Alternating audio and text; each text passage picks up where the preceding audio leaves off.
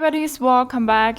It's Sophie and today I'm going to show you how you can install apps to your Xiaomi 13 Lite. And for that we want to go to our Play Store, and then we have like a For You page here. So we have apps recommended, we have top charts, we have apps for children and different categories. We also have games down here. We have also games for you, top charts, children, events, premium games, and different categories. And we also have books with ebooks, audiobooks, different genres, and top selling, new releases, and top for free. So you can go ahead and look through it and, well, get whatever you like.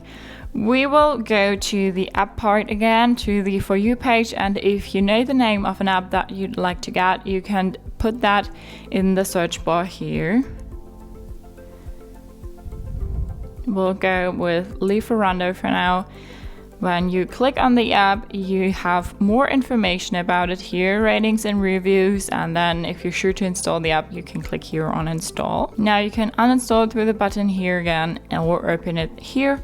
We'll go back, and then Lieferando is here on our home screen. So that's how you install apps to your Xiaomi 13 Lite. Hope you liked it, hope it helped. So thumbs up, share and subscribe, and hope to see you next time. Bye.